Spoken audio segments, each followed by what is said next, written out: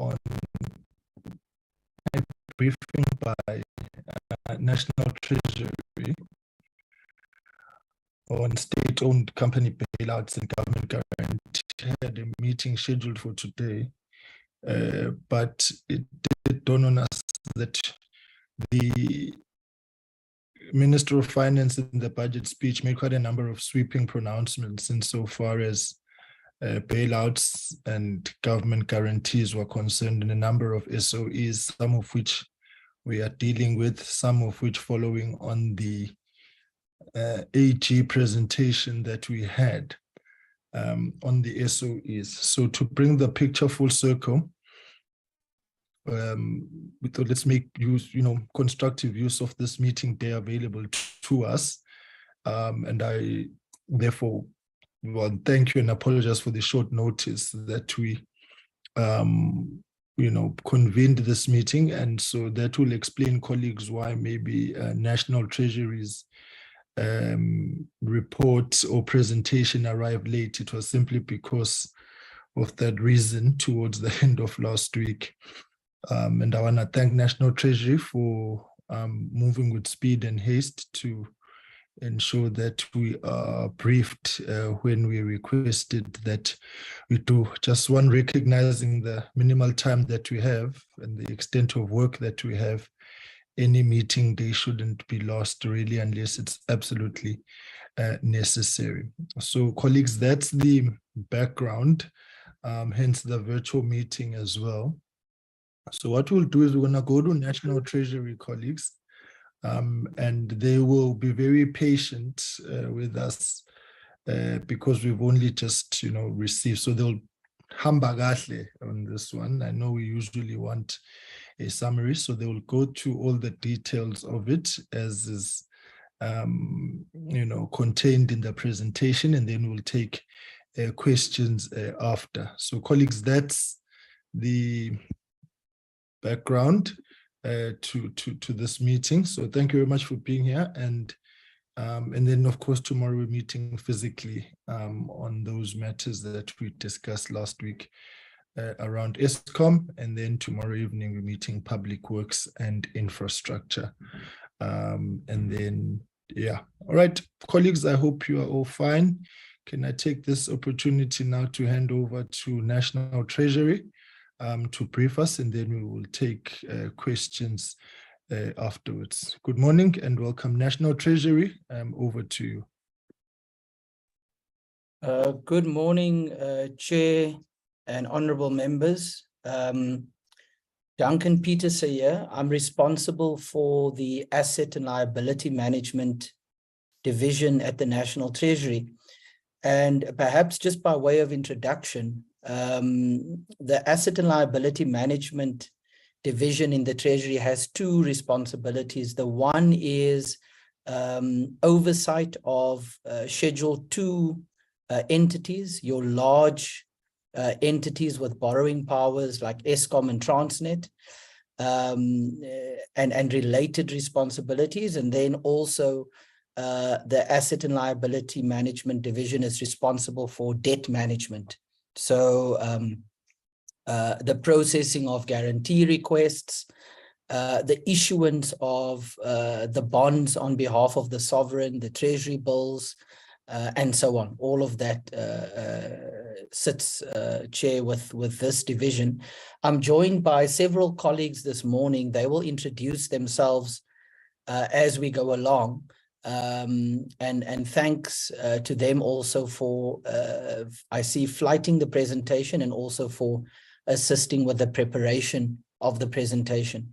Before I start, Chair, I think it's helpful perhaps just to point out that all of the information that we are covering today is always articulated in detail in the budget review, in particular chapters 7 and 8.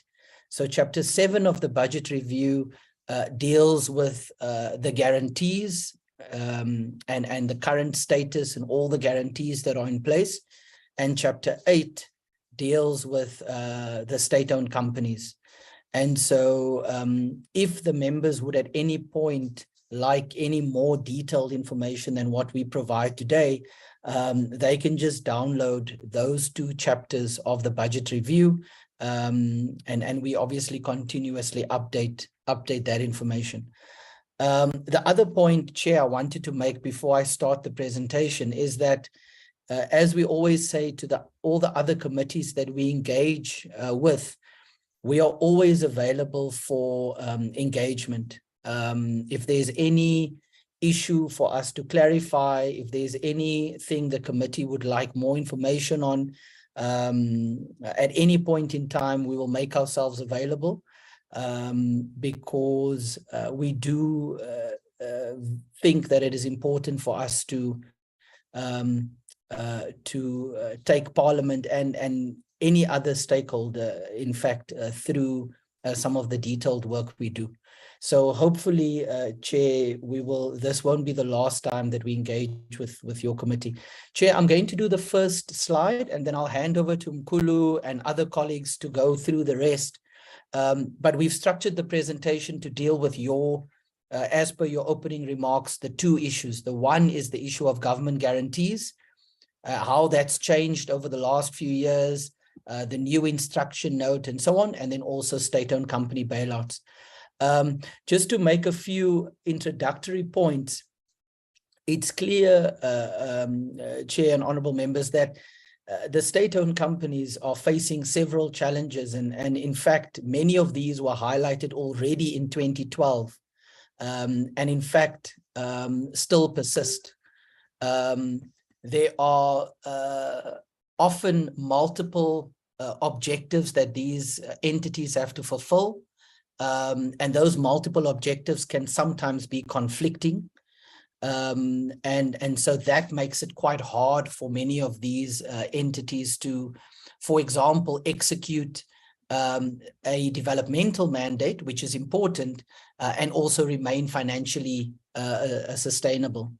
Often they've got inadequate financing policies, they've got a lack of adequate oversight and accountability, and then many of these entities really struggle in terms of the weaknesses in their board, and therefore the ability of the board to fulfill their oversight function, as well as a lack of transparency and accountability.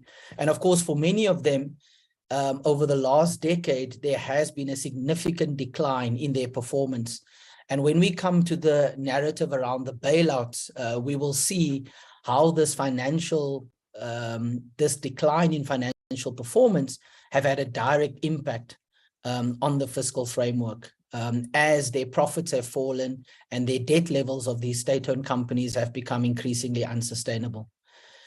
They have also had challenges around their service delivery, their ability to deliver the services that's required by them. We obviously don't have to go into those details, but I think everyone has seen the impact that large critical state-owned companies have had on the economy and on the fiscus, for example, through their inability to export goods and therefore earn the revenue that goes back into the fiscal framework and then gets directed towards social and other expenditure. The various bailouts that we've had, and we'll cover that in great detail later, for Eskom, which has been the largest beneficiary of government bailouts, but also for SAA, SABC, Post Office, and others, have become a financial burden, and these debt levels and the associated bailouts have crowded out important social and other expenditure. And I think when we get to that bailout slide, Chair, and one sees the quantum of those bailouts over the years, then I guess the obvious question becomes, well, what would have been possible with those bailouts had that funding been redirected to social and other expenditure instead of being directed to state-owned companies that are meant to be sustainable on the strength of their own balance sheet and are not meant to qualify for these kinds of bailouts that they've been receiving. So I'll leave it there, Chair, in terms of the introduction. I'll now hand over to Mkulu to take us through the next few slides, focusing on guarantees, the overall context, the changing policy framework, and then we'll get into the details of the bailouts. Thank you. Mkhulu? Thank you very much, Duncan, and good morning, Chair and the rest of the committee. Just to take us through the background around government guarantees, the Constitution, specifically Section 218 of the Constitution, basically stipulates that national government and provincial governments or municipalities may issue or make guarantee loans if those specify with specific conditions in national legislation. And essentially then the national legislation that is referred to here in Section 28, it's made possible then by the Public Finance Management Act, which basically stipulates or provides or grants powers in terms of the granting of guarantees. So Section 66 of the PFMA prescribes the powers, and essentially those powers or the responsibilities are granted to cabinet members in terms of Section 70 of the PFMA. And essentially, Section 70 also then stipulates that the Minister of Finance has to concur with the issuance of such guarantees, indemnities or securities. Now, in terms from a policy point of view, the issuance of guarantees, which are essentially obligations to meet the obligations of beneficiaries for loans, bonds, repayments, and interest payments under specific circumstances. And these obligations basically are triggered only in the case of the inability of the beneficiary to service such guarantees. So in 1996, public cabinet approved guidelines in terms of for the issuance of guarantees, and essentially the guidelines were that we should limit the issuance of guarantees, essentially allow for public entities to borrow on the strength of their balance sheet, use guarantees in exceptional cases, and levy guarantee fees to equalize the benefits of borrowing cost margins for those public entities who borrow through guarantees and those who borrow without. Now, over the years, the guarantee portfolio has grown quite significantly. And we've made a point, even in the budget review, as Duncan has said, Chapter 7 of the budget review, to state that the quality of that exposure has decreased as well. So you would see that by March 2021, guarantees that had been issued to public institutions was around 581.6 billion, with the exposure at 384.7. By 31 March, the expectation is that the exposure would be 396.1 billion, while the issued guarantees would be 478.5 billion. Eskom, of course, is the largest exposure at around 85.3 billion.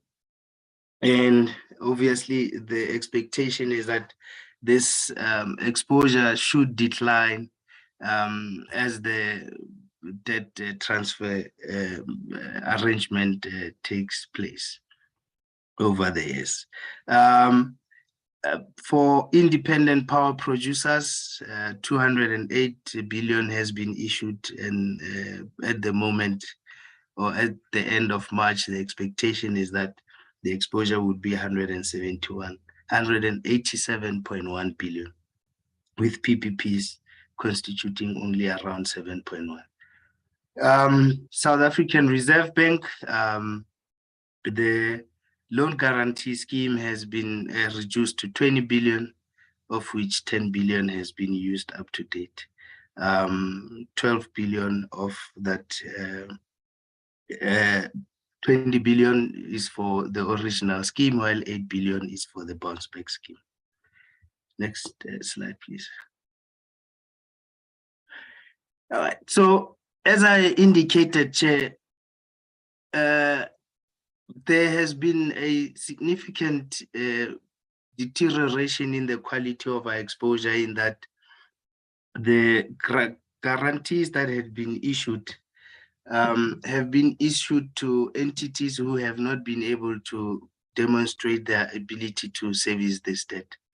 And essentially, this has triggered then a number of recapitalizations so that the entities can service their guaranteed debt. So in order to try and improve this situation, an instruction note was issued in December 2020 outlining minimum criteria that has to be met before guarantee requests could be considered by the Minister of Finance. And essentially, this criteria is largely based on the cabinet approved guidelines for the issuance of guarantees. And this criteria essentially stipulates that there has to be a demonstrable need for government to accept the risk. And so it has to, the project, if it's a project, it has to be in line with the mandate of the particular state-owned enterprise and the government entity. And the applicant, in this case being the SOC and the specific line ministry, would have to demonstrate adequately that the project would generate sufficient cash flows during the term of the underlying transaction. So if it is a 10-year debt that is going to be sourced through this guarantee, then the project has to generate sufficient cash flows over that period in order to service the obligations. The guarantee or the indemnity or the borrowing limit, which for which approval is being sought, should be offered by government. So it should be that in line with the PFMA, the Minister of Finance is able to approve such a request. So it has to be in line with applicable legislation and so forth. Excuse me. The type of project, as I said, it has to be in line with the applicant's mandate, and the department and the SOCs, they have to clearly show that an assessment has been of the underlying project viability has been done, or if it's a DFI of the lending activity. And it has, the line ministry has to also show that they have done the assessment and satisfied themselves that the project will yield sufficient cash flows. And if the project is going to yield social benefits without generating enough revenues, then the project has to be funded through a budget appropriation process. And there's a separate process for that, which then the department would have to go through. Public entities that have not previously adhered to guarantee conditions should not submit applications for new guarantees. And essentially, requests that do not meet this minimum criteria will not be considered by the Fiscal Liabilities Committee, which essentially is a committee that recommends to the minister whether guarantees has to be approved or not.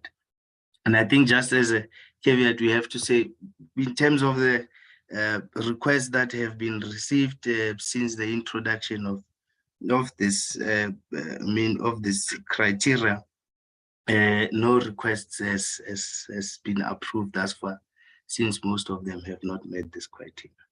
Thank you, Chair. I'll give over to Brenda. Good morning. Thank you, Mpulu. Chair, I'll be taking you through the slide on historical SOC bailouts. As projected on your screen, we've got a table there that seeks to highlight the allocations that have been made over the past 10 years. And as you can see there, the total allocations over that period comes to roughly 329 billion. This is, of course, subject to the 2023 financial year coming to an end, and there may be further revisions in the numbers there as to the actual allocations that were taken up in that year. But overall, the picture indicates that there has been an increase in the number of allocations, not only in quantum, but also in the number of entities that have received bailouts. Some of it is due to external shocks, like the advent of COVID, as we saw in 2020, and the impact that that has had on businesses in general, with one of the entities like AXA being quite affected, being a participant in the aviation industry, and for the first time receiving a bailout in 2021 there of 2.3 billion. And then I just need to make a correction on the SA Express numbers. The 1.58 billion is in fact an allocation against SAA for government guarantees that were legacy government guarantees that still need to be wound up. But yeah, in general, that is the picture that we see. If you reflect on 2014 and the earlier years, the quantum of allocation was not as significant as what we see in the later years. And of course, the largest beneficiary, as was mentioned earlier, has been Eskom, just in terms of the quantum of allocations. I will now hand over to my colleagues to take you through the individual slides to give a little bit more of color to these consolidated allocations that I've just spoken to. Thank you. Thanks, Brenda, and good morning, Honorable Chair and Honorable Members. I'm going to take you through Eskom. As Duncan has alluded to earlier, that Eskom has been the biggest beneficiary of these bailouts. In 2008, the bailout started with a 60 billion loan, which was provided to Eskom and dispersed over a 3 financial year period in the form of 10 billion, 30 and 20 and 20 billion. This was meant to strengthen Eskom's balance sheet as it was undertaking its capex program. However, the cabinet approved a provision to provide further support to Eskom, and this further support included the conversion of the loan, because Eskom at the time was showing signs that it would not actually be able to actually repay the loan, and the financial position was further declining. So cabinet decided to convert the loan into a direct equity. However, this did not have any direct cash flow impact at the time because it was just a transaction to just convert it into equity. The support package included a direct equity of 23 billion. That was to be funded through the sale of non-strategic from 2015-16 to 2022-23. In the previous slide, around 181 billion, excluding the conversion of the loan. In 2019 budget speech, the minister announced that government has further set aside 20 billion per year over a 10 year period. Just 1 second. Which would amount to about 23 billion to 230 billion. Sorry, hi. And the next slide. Yes, Chair. I'm not sure if there's anybody else who can assist, but your line is not great. You are buffering, and I think some of the things will be lost, particularly in... Can you hear me clearly now, Chair? Well, you can proceed, but if in the event that it continues, can somebody else please come in because that line is not great. Okay. Thanks. Now let me try and be quick, Chair. So of the 230 billion, which was meant to be allocated of 23 billion over 10 years, the situation Eskom actually declined, and a special appropriation bill was tabled on an urgent basis to allocate further support to Eskom by accelerating the support to earlier years. And that amounted to, instead of 23 billion, it increased to about 49 billion and 56 billion in 2019 and 2020, 2021. Further out, then an amount of about 31 billion is allocated, was provided, and 29. So of the 21.9 billion that has been allocated for 2022-2023, an amount of 11 billion was provided to Eskom by December, and the remaining balance was provided in Jan. Further to that, Chair, in this past budget speech of 2023, the minister has actually announced a proposed support of total debt relief arrangement for Eskom of 250 billion. This has been, it consists of two components. One is 180 billion, which represents the full debt settlement in 3 tranches over the medium term, that is over 3 years. The second is a direct takeover of up to 70 billion of Eskom's loan portfolio by 2025-2026. Because of the structure of this debt relief, Eskom will not need to borrow any further, because the entire debt settlement will, and interest will actually be paid by the government support that is provided. Government will finance this arrangement through 66 billion that is left of the 230 billion that was provided initially in 2019, and 118 in additional borrowing over the next 3 years. Thank you.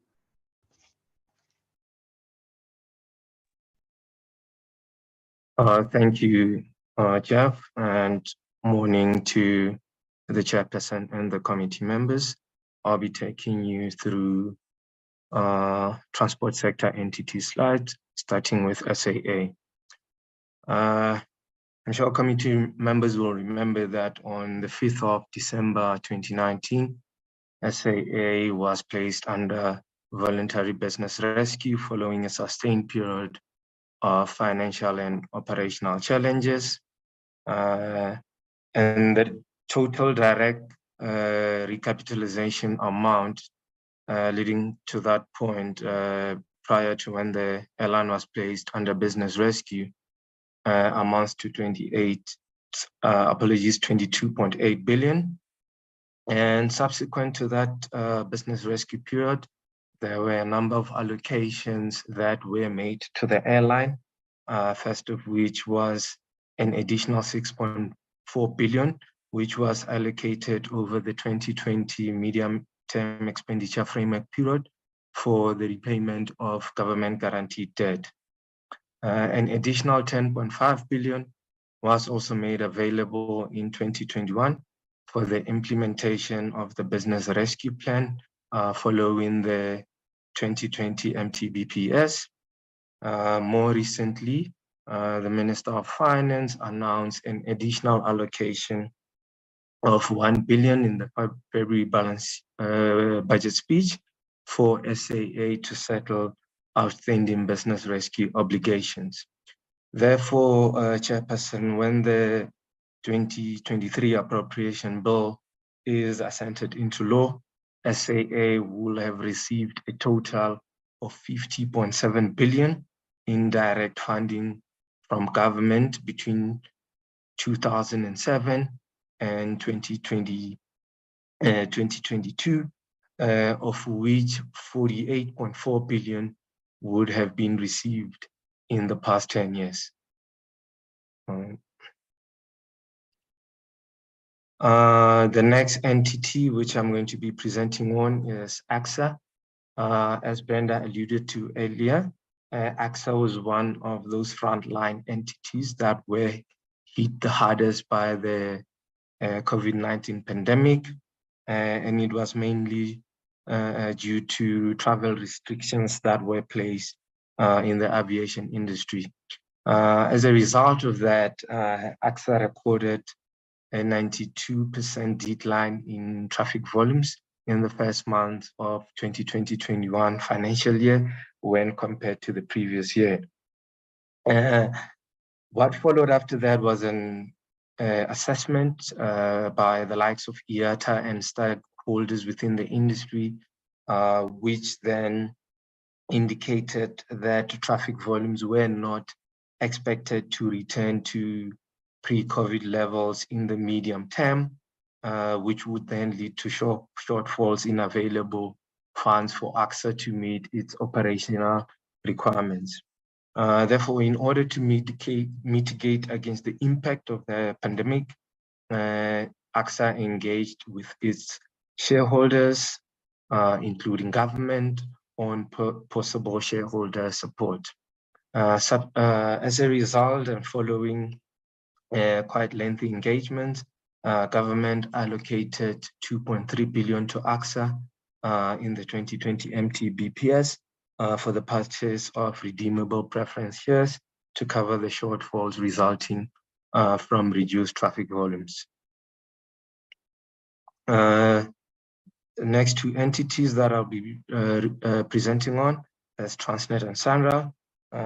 Committee members will remember that last year, as Transnet was provided with 2.9 billion to accelerate the repair of locomotives. This was done through a special appropriation bill, and subsequent to that, in the Adjustment Appropriation Act of 2022, Transnet was provided with an additional 2.9 billion for Transnet to restore infrastructure that was severely damaged during the April 22 flood in KZN. Next entity is Sanral. Sanral was allocated 23.7 billion to settle maturing and debt-related obligations, including debt which relates to GFIP through a special appropriation bill in 2022. I'll hand over back to Jeffrey to take you through the SABC. Thank you, Jeff. Thank you, Tato. I'll take you through the SABC. In 2019, SABC experienced severe liquidity constraint, which threatened its going concern status due to decline in audience share, resulting in low revenues. As a result, government allocated 3.2 billion to SABC through a contingency reserve. These funds were intended to help SABC to pay its bills, acquire the new content, and conduct maintenance required in line with its turnaround plan. The SABC was actually required to meet a set of preconditions before any funding was dispersed to it. The next slide. Then moving on to South African Post Office. South African Post Office financial position deteriorated drastically after the cessation of the Universal Service Obligation subsidy in 2013. The unfunded USO mandate, coupled with its outdated business model, resulted in SAPO relying on loan funding for its working capital requirements. As a result, SAPO could not repay these loans, and SAPO was then required, SAPO required a government assistance, which was to the amount of 7.9 billion over a period of from 2014 to 2019 to repay its outstanding debt, as well as to implement its turnaround plan and invest in capital expenditure. Despite SAPO receiving this capitalization and its use of funding being reinstated in 2019, SAPO still could not improve its financial position due to its outdated business model of relying on traditional mail, which is declining globally. SAPO's decline was exacerbated by the COVID-19 pandemic, resulting in government approving a further recapitalization of about 2.4 billion in 2023 to assist SAPO to implement its new turnaround plan. Thank you.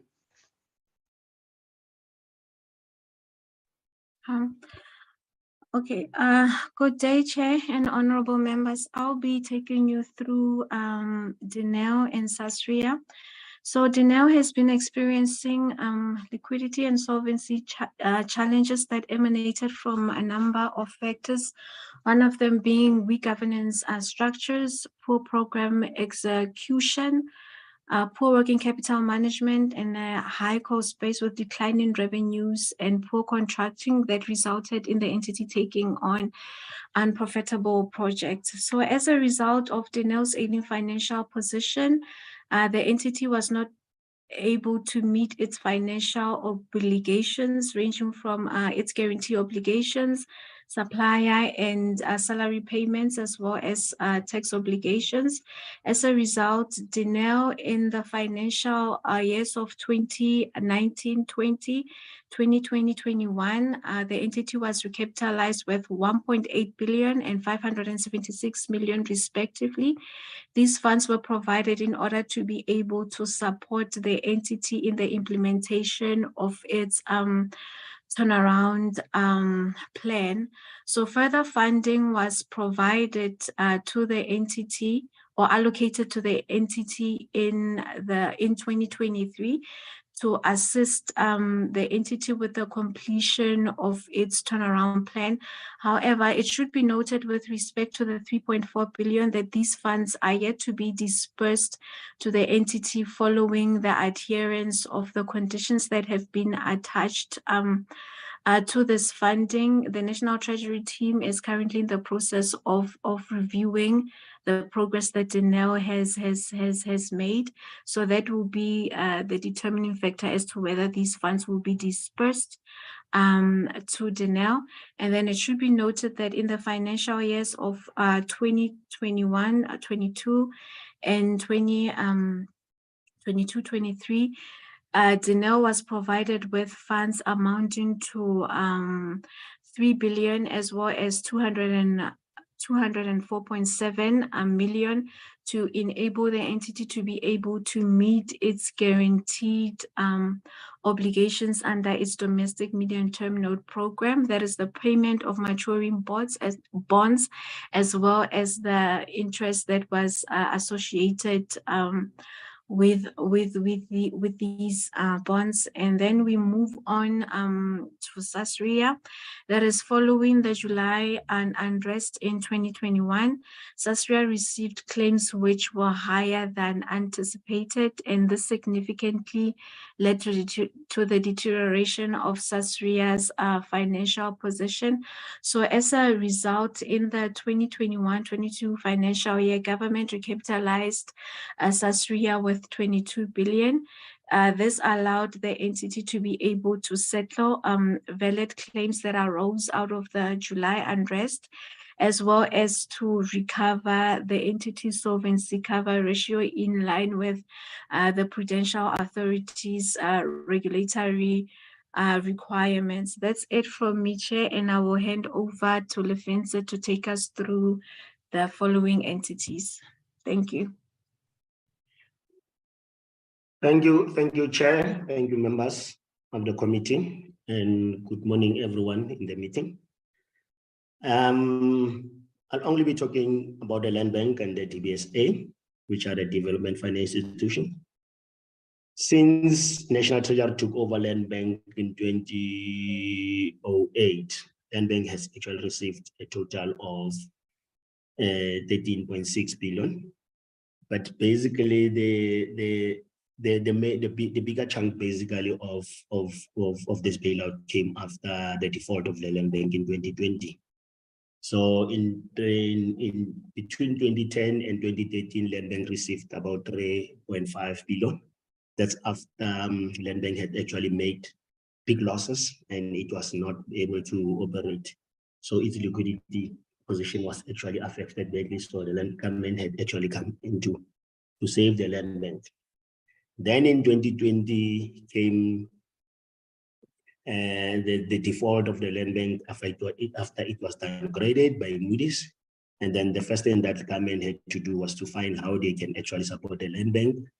So they provided Land Bank within the same year with a 3 billion, and then it was followed by a 7 billion, which we're still working on in terms of transferring that amount.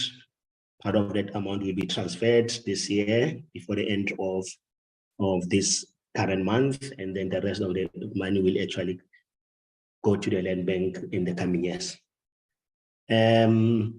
That part of guarantees, Mkhulu has covered it. I don't need to talk about it.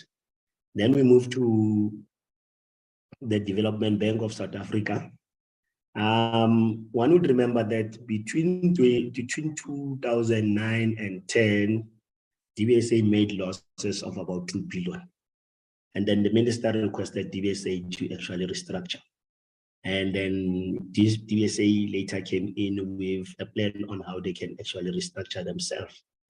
And then that's when the minister basically gave them the new mandate to even go further into African countries. And then the minister supported DBSA between the 2014 and 2016 with about 7.9 billion rand in order to transfer to support its own, the new strategy, the restructuring, and also to support the weak capital position after their loss, and also to support the new development mandate. Thanks very much, Chair.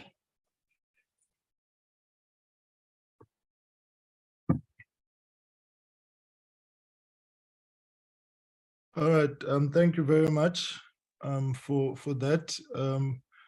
All right, colleagues, I think field your questions and direct it to the entity you want clarity on, as opposed to one by one, and then the relevant National Treasury official will then respond to questions. Any hands? Mine's up, Mr. Chairman. So I just can't see this side. All right, Mazamba, you can proceed. So, Honorable Liz. Ayo Mazamba and good. Right, Mr. Chairman, thank you to National Treasury, and nice to see some old friends there. I hope my grandchildren aren't watching, because they're going to be terribly confused, because a member of the National Treasury team has used my name as his own. So Mkhulu, we share a name as far as my grandchildren are concerned. But be that as it may, Mr. Chairman, some general questions about guarantees. In terms of the Section 218 requirement for a report to be published, Duncan's quite right. It's all there in terms of the national government in the ENE. But my question is, where do we find it for provincial and municipal governments? Does National Treasury have a grip on all the guarantees issued by provincial and municipal governments? And whilst the Section 70 requires that cabinet members get concurrence from the finance minister, who does the finance minister also have to give concurrence for provincial and municipal guarantees? So just if National Treasury have all the stats, I don't think they can give them to us now, but if they could give us a report on that. If they don't, then we really are at high risk. Talking about risk, Mr. Chairman, there's a requirement for concurrence of finance minister to cabinet members. How sure are you, National Treasury, that cabinet members have indeed obtained the required concurrence before issuing the guarantees? Are you aware of every single guarantee that's been issued? Are you comfortable that you've been informed? Because guarantees are not a debit or credit item; they're a contingent liability. So it's not that difficult for them to slip by. They're not part of double entry bookkeeping. So that's just the general thing on guarantees, Mr. Chairman. Then if I'm going to carry on. Is that what you want us to do? I've got quite a few more questions, not too many. Proceed, field all of them. Yeah. Thank you, Mr. Chairman. I just need really more clarity on the SA Express bailout of 1.583 billion. I'm just not understanding what's going on there. There's a link between SA Express and SAA. Is this effectively an additional bailout for SAA? Or just the detail there of what it's about? Now, Mr. Chairman, and on the 25th of June 2022, I received a response from the Minister of Public Enterprises to a question about guarantees. And the response was that of the 19.1, I think it is, billion in total, only 1.2 billion was still in place.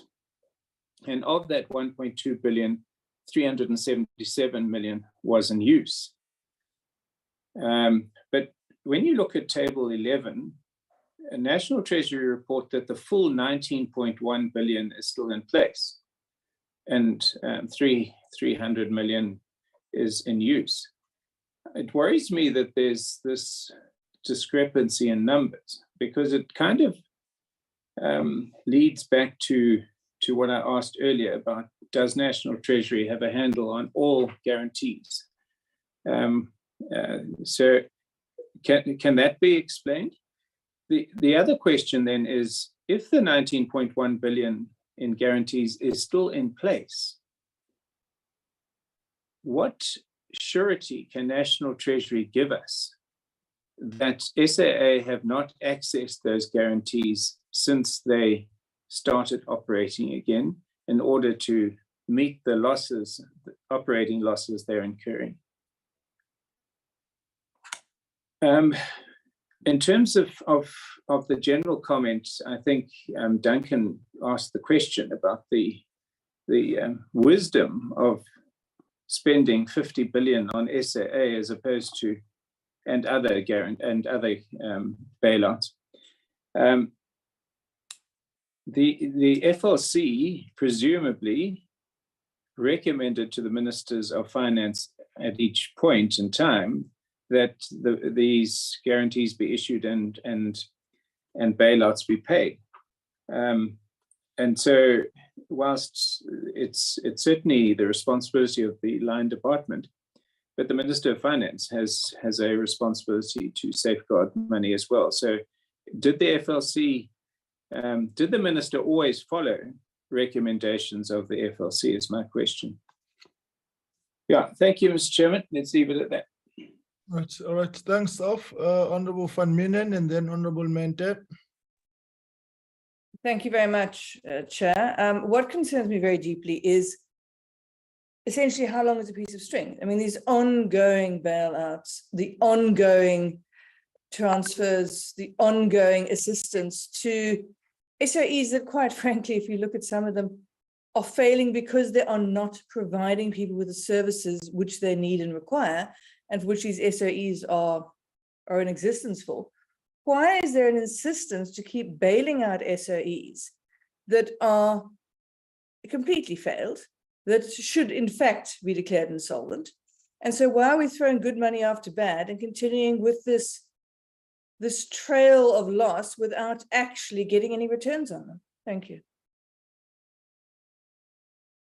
Honorable Mente.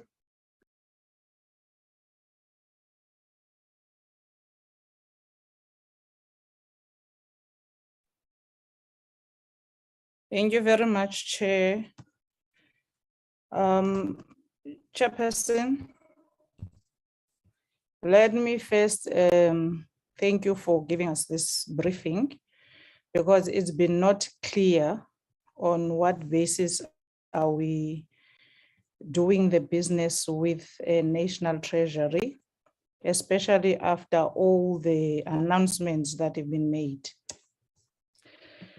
Now, Chair, the first question I have is on the matters of Eskom.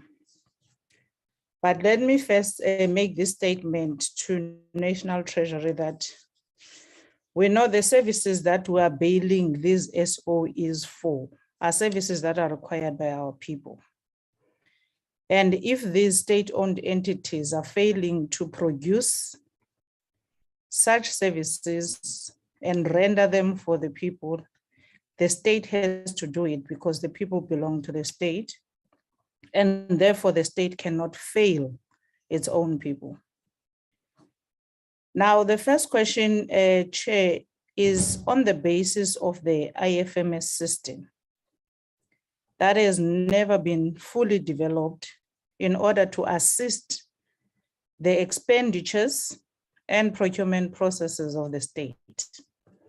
Now, we are facing most of these problems simply because of incapacities and also thuggery and corruption. But without a proper monitoring system from the National Treasury side, even with these bailouts, we are not going to yield any positive results. Now, the first question is, how are we going to monitor the usefulness of these bailouts and guide on how they should be allocated and the expenditures thereof? What's the monitoring tool that National Treasury is going to use to follow up on the usefulness of the bailouts in order to curb the unnecessary wastage that has occurred before? Then number two, there's a statement that was made, I think, in the earlier slides, that those SOEs who have not complied with the provisions will not be allowed to apply. So they will not be permitted to apply for any bailout. But the problem, like I said earlier on, these are the services that our people require. Mazambane made a statement earlier on that we have these bailouts at the level of municipalities and provincial governments. And simply because we know they are at the cold face of service delivery, and if we do not intervene as National Treasury, there's nothing that our people are going to benefit out of the state. So if you are saying people will not be permitted if ever they do not comply, what are the measures that you put in place in order for you to intervene for the people who require those services when a particular SOE is not going to be given a bailout and be guided accordingly on how to do the business as it was required?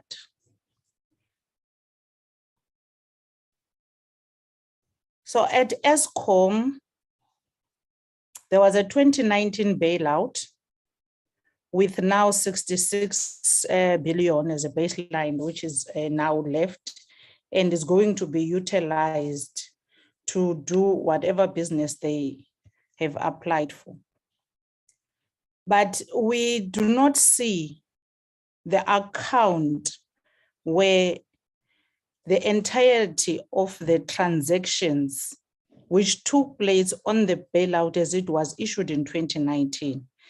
Is National Treasury satisfied with how the money was utilized since it was given as a bailout 2019? Whatever was utilized before this 66 billion, are you satisfied with those transactions? If yes, how are they helping us? If no, what are the remedies that you are putting in place in order to mitigate all these shortfalls? Same applies to SAA. You say for 10 years, there was a 50.7 billion. There are shortfalls. And if you are not remedying the situation and you continue to give a bailout without identifying what are the problems and how are you dealing with those problems, we are going to again next year say there is 60 what billion that was given for the past 11 years to SAA, and we are required to give this one. We ought to have an account of from this point to this point. This is how fruitful it was, and these were the shortfalls, and this is now a new plan and not only provide money, but not have a plan and the remedies in place in order to cure whatever the shortfalls were. At SAPO, your statement is very clear that there is capacity challenges. SAPO requires this bailout, and as things stand, with all the plans and the turnaround strategies and whatnot, it doesn't look like SAPO is having capacity to deal with its own business strategies. Are there any plans that you as National Treasury working with SAPO? Are you guiding them? Are you intervening? Or you are just going to give them a bailout, leave them with their business, and when they come back with failures, you are again going to say, no, we'll have to deal with it, we'll have to bail you out again, but we were not there in the picture. Is there anything that is happening to assist the capacity of SAPO? But lastly, Chair, in all of this, we have seen how the 1 billion of the floods, where KZN and Eastern Cape is concerned, had challenges. And those issues of people who could not apply and everything. But there's been a mentality from National Treasury that the capacity which they are aware of, that's lacking at all these SOEs and municipalities and provincial government. They never have someone allocated to any funds allocated to any of those areas for bailouts. In this instance, can you assure us that at least there is someone allocated to each and every SOE to guide, to compile reports, to assist them in procurement and expenditure frameworks, and ensuring that the money is going where it's supposed to go to, and then not have situations where we get declarations of people saying the money was intended for this, but tenders that were paid outside, and then political parties were beneficiaries of such monies. Thank you, Chair. Right, let's get Honorable Bucas, and then National Treasury team, you can respond. Honorable Bucas. Thank you, Chair. Chair, I'm still struggling with the video of this new device. So thank you. Thank you to the National Treasury for the presentation.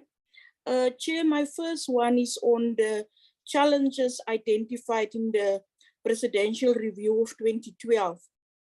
And one of it was a lack of adequate oversight and accountability.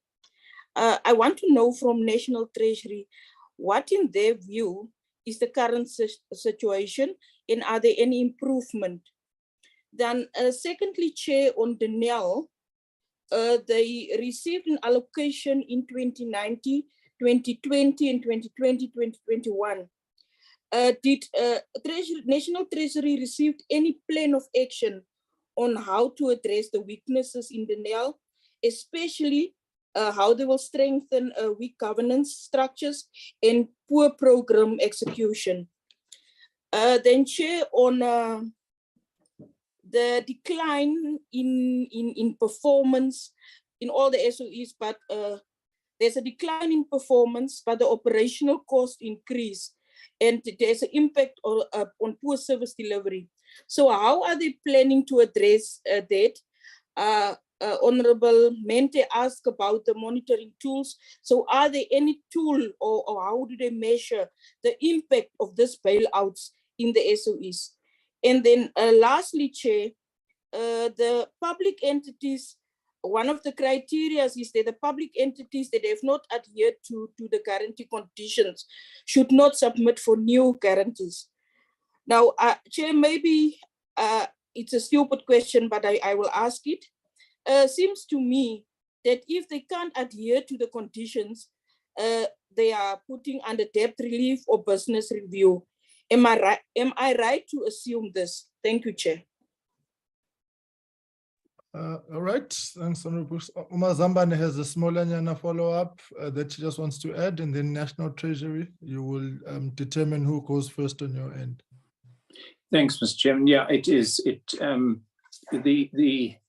And Honourable Bierkus is touched on it now. So in terms of the statement made by National Treasury that if the conditions aren't met, no further bailouts or guarantee are issued.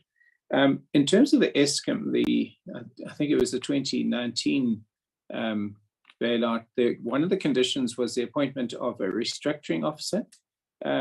Was that appointment made? Who is that appointment and how successful has that been? Thank you. All right, National Treasury, over to you. Okay, good morning again, Chair.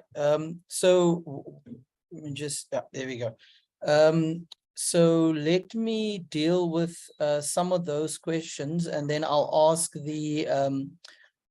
different colleagues to come in on some of the others. And we'll make sure, Chair, that we cover all of the different questions.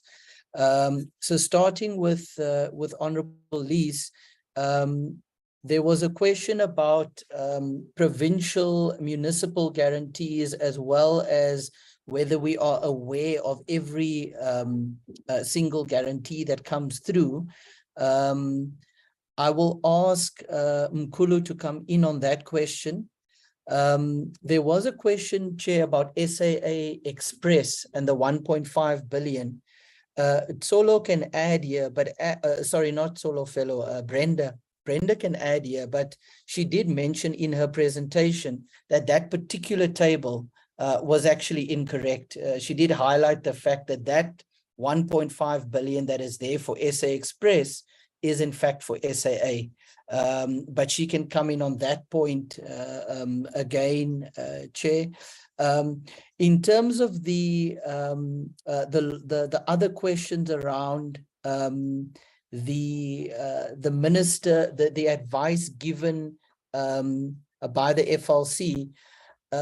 So the way it works, Chair, is that the FLC, which I happen to chair, and which consists of the various other DDGs or some of the other DDGs in the Treasury, would make a recommendation to the DG and to the minister. I do not have the record of every single decision, but I can imagine that there would have been occasions where not every single recommendation that is made is followed exactly in the way that it was made by the minister or by the DG. And the reason for that, Chair, is that the ultimate accountability for these decisions lie with the Minister of Finance. And so, and of course, supported by the DG. So it's important for us to also just appreciate that distinction there, in the sense that in the same way that on the budget, for example, the National Treasury makes a recommendation to Cabinet, but the ultimate decision lies with Cabinet and subsequently Parliament. There would therefore be occasions where the decision is either not followed to the T, or there is a tweak to the ultimate decision. Honorable Feminin asked about why continue bailout to SOCs that clearly are struggling to meet their obligations. I think the Minister of Finance has spoken about that extensively, especially in the last two budgets. And that is why one of the things that we have done, Chair, is to move to a situation where through, and I'll come back to this, through the implementation of pre-disbursement conditions, as well as other mechanisms, we are, in granting bailouts to SOCs, also dealing with the underlying structural issues. Because to the point that Honorable Mente made, unless you deal with the underlying structural issues that have put the SOCs in that position, it's likely that your bailout is not going to make the situation better. So there has been quite a big shift, at least in the last year, where if one looks at the bailouts given to Sandral and Transnet and now last October, as well as the bailout given to Eskom in this budget and to other entities, those have come with very strict preconditions, which are the conditions that those entities have to meet before the funds can flow. And they include things like selling, and we do present these conditions in Parliament when we table the budget. They include things like selling non-core assets, strengthening partnerships, dealing with procurement and other challenges, and obviously also very specific conditions around reporting and oversight. Moving now to the questions by Honorable Mente. She asked a question about the monitoring system that we put in place. I'll ask Ravesh to come in on that question. There was a point about access to bailouts if they don't meet any of the conditions. And as was later mentioned by Honorable Beekers, it's actually access to guarantees. So what happens, their access to future bailouts is not necessarily a function of whether they meet the conditions or not. That is something that applies to guarantees, not to bailouts. The utilization of historical Eskom funding, whether we are satisfied with the utilization on that front, was another question by Honorable Mente, and also of SAA. I think just on Eskom, Chair, it is clear that the bailouts that we've given Eskom up until now has not managed to address the entity's underlying liquidity and solvency challenges. And a big reason for that has been that even while we've been giving the bailouts, the entity's debt burden has continued to balloon, and obviously some of the operational challenges have not been resolved, which is why in this budget, we made two quite significant changes. The one is we have instituted a provision that Eskom is no longer allowed to borrow for the debt relief period, so that we can deal with the debt burden that continues to become a problem. And then as well, we've also instituted the National Treasury with the DPE, our own independent operational assessment. We've appointed an international consortium to conduct an independent operational assessment of Eskom, so that we can get to the bottom of the operational challenges.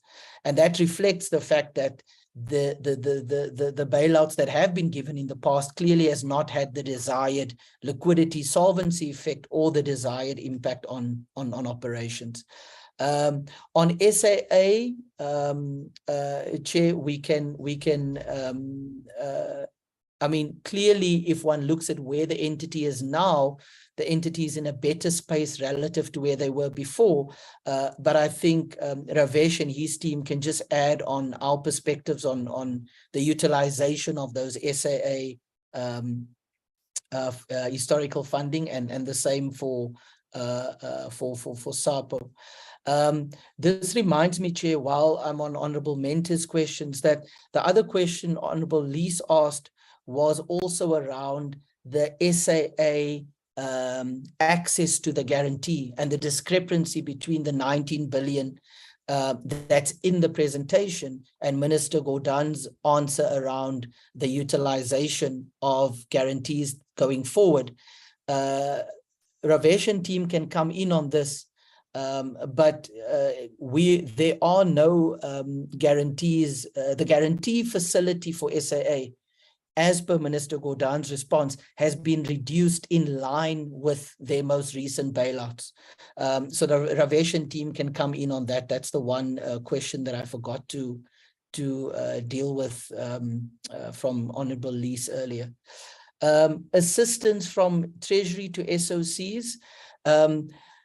I think, which was the final question by Honorable Mente, I think, Chair, the dilemma that we always face is that on the one hand, we have analysts in the Treasury, and many of them spoke today, that cover the various state-owned companies, and who are always there to engage state-owned companies on their guarantee requests, on procurement challenges, and so on. But you also, of course, have a board and a management who are ultimately the accounting authorities for these entities.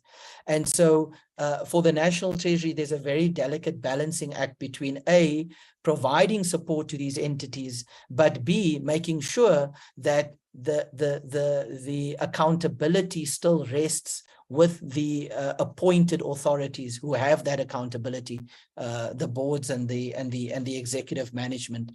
So yes, we do provide assistance, and yes, we do quite a lot of monitoring, and Ravesh and team can touch on that. But of course, we have to strike a delicate balance there. And Chair, let me then conclude with Honorable Beerke's questions. Ravesh and team can talk about the Denel plan, whether it's sufficient to address the weaknesses, and they can talk about the pre-disbursement conditions that we've instituted there. Access to guarantees, if they don't meet the condition, shouldn't business rescue be a natural next step? I think, Chair, there, clearly I would make 2 points. The one is that, of course, it is up to the shareholder representative, which for many of these entities, with the exception of the Land Bank and the DBSA, is in fact the Department of Public Enterprises to make that decision. But it is clear that if after successive failed bailouts, and we are unable to deal with the underlying challenges, government has to consider a different approach, which is why the president, both in SONA and in his remarks in Parliament last week or the week before, made the point about the need for the National Treasury and the presidency to expedite its work around the review of the consolidation, retention, and so on of various public entities to complement the work that PSEC is doing on the major state-owned companies. And then there was also a question about procurement and procurement challenges specifically at state-owned companies. And I think I would just answer that before I hand over to the rest of the colleagues in 2 ways, Chair. The one is that whenever these bailouts take place, there are various, which Ravesh will touch on in response to Honorable Mente's question. There are various reporting requirements that are associated with it, which then allows the Treasury to gather various kinds of information in order to strengthen our oversight function. But one of the things we have done last year is through instruction note number 3 of 21-22, we gave the accounting authority back to, the procurement authority back to the accounting officers for all PFMA institutions. And this was specifically the procurement authority to deviate or to request exemptions. And when those accounting officers do that deviations or exemptions from procurement, they then also have to inform both the relevant Treasury, which is ourselves, as well as the Auditor General. And that's how we have further strengthened the ability of those accounting officers to take full responsibility for their account, for their procurement, but to make sure that there's proper oversight, both from a Treasury perspective, but also from the perspective of the Auditor General. I will now ask Chair, the other colleagues to come in. I think Mkhulu will start in terms of the provincial municipal guarantees. Are we aware of every single guarantee and so on? And then Ravesh and team will kick us off on some of those SAA and other entity-specific issues. And if there's anything we haven't answered, Chair, you will just advise us accordingly, and we will come back. Thank you. Thank you very much, Chair. And thank you, Duncan. What we do, we have a guarantee register, essentially, that incorporates all guarantees that have been issued at national level. At a provincial level, the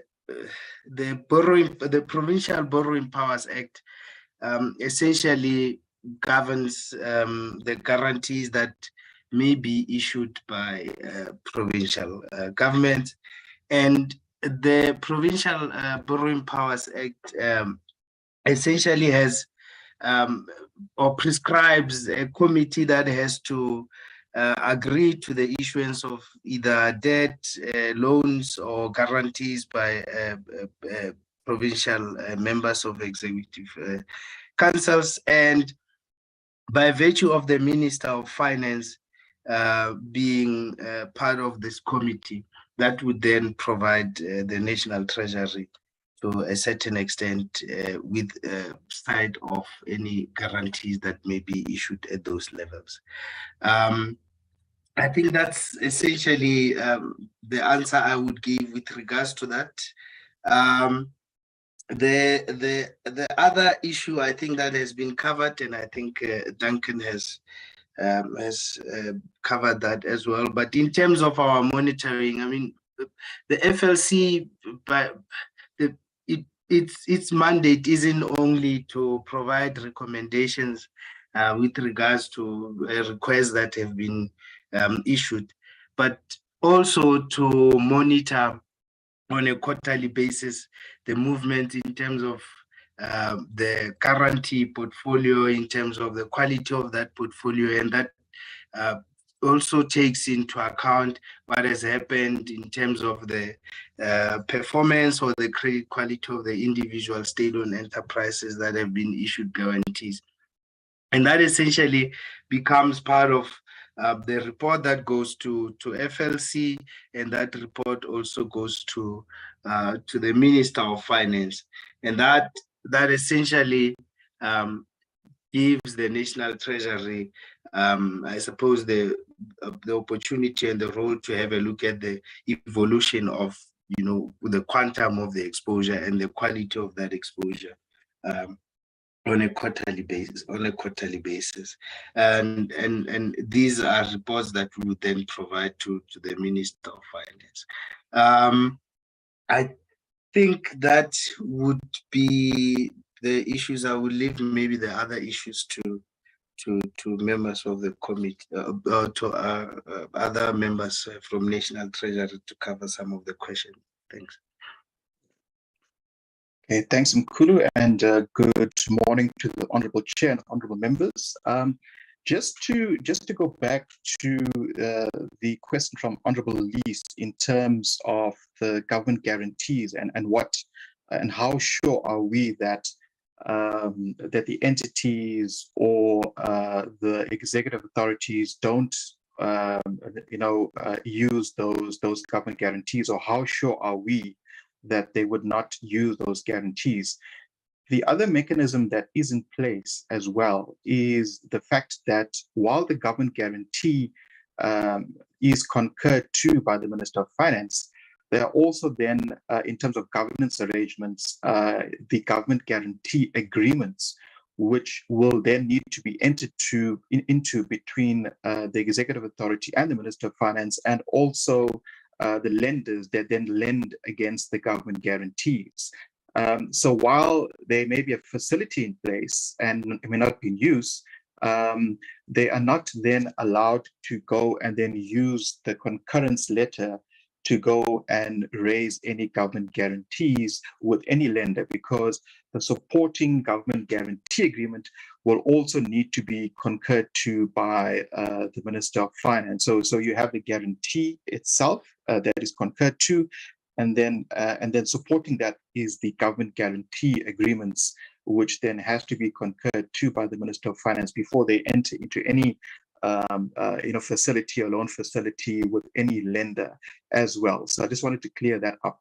In terms of SAA, in terms of the facility itself, what we have included as a condition for the 1 billion that will be dispersed in the course of this financial year once the bill is enacted, is the fact that all government guarantees will have to be cancelled.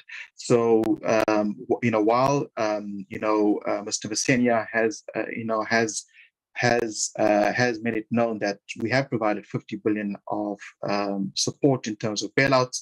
There are a few government guarantee facilities that are in place, but as part of this 1 billion, we are also ensuring that that as part of the disbursement that we have all guarantees that will be cancelled. So before the disbursement is made, we need that commitment.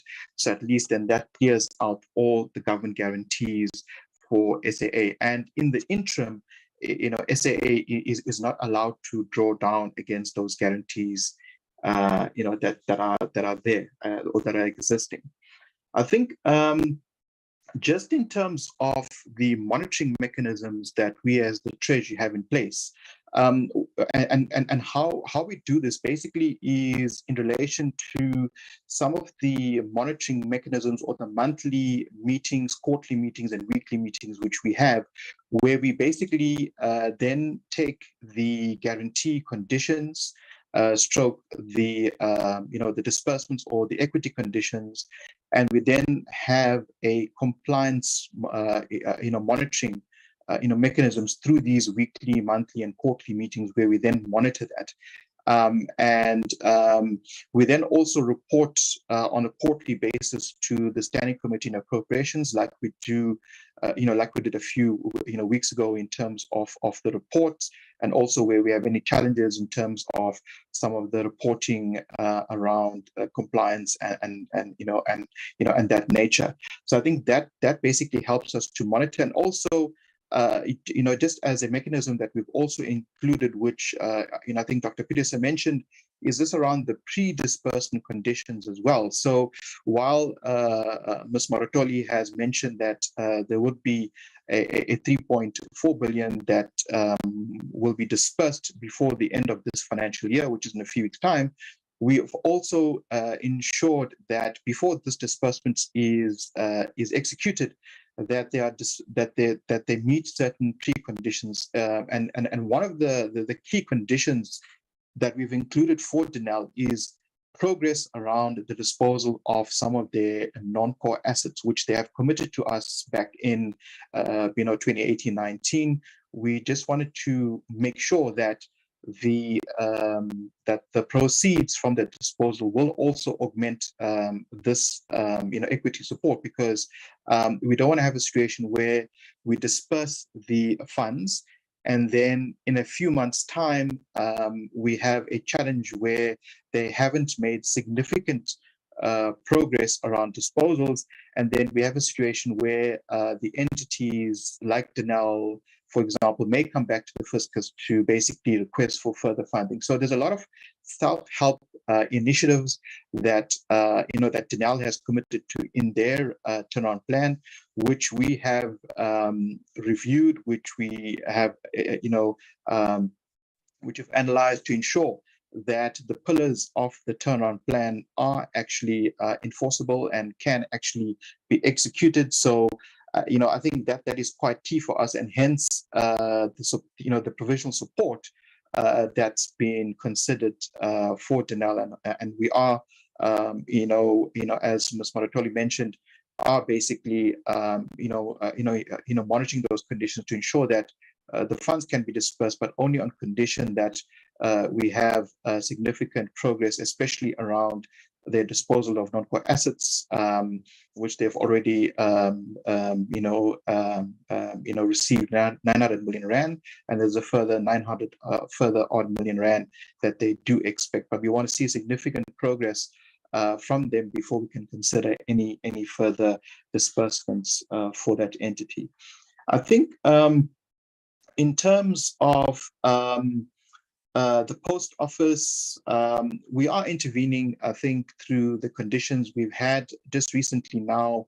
With the team, have had meetings with the DG or the acting DG of DCDT, which is the Department of Communications and Digital Technologies, and the Public Finance Unit of Treasury, and and ourselves as LM, to kind of just strengthen some of the conditions around their turnaround plan, especially. So there's a lot of work that's going on there in terms of the conditions for the 2.4 billion. So we are, working quite closely with these entities that we have seen or have been problematic before, but we are, just ensuring that we don't have a situation where we have further requests for bailouts going forward into the future financial year. So I think that is quite key for us to ensure that we play a very nurturing role, if I can use those words, to ensure that we hold their hands, to ensure that all the pillars of these turnaround plans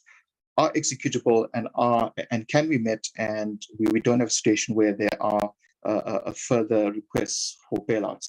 To the question from Honorable Lees about Eskom in terms of the Chief Restructuring Officer, I think Honorable Lees, I think that was it was mentioned in one of the I think budget speeches back in 2019. It wasn't included as a condition.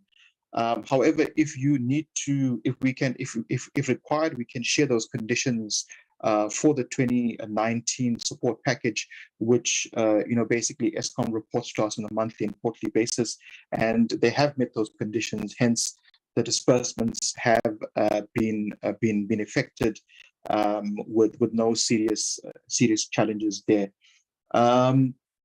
Then I'm looking at if there's any other questions that I need to respond to. I think that's it from my side. I'm just checking from my team if they want to come in on SAA, Tatu, Zulufelo on Danelle, and Jeff on Eskom. If you want to come in, please do. But I think we have basically answered those initial questions.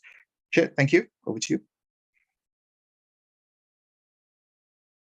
All right, thank you very much. All right, Honorable Mende, you had something you wanted to add. Let's start with you. And then Honorable Lees.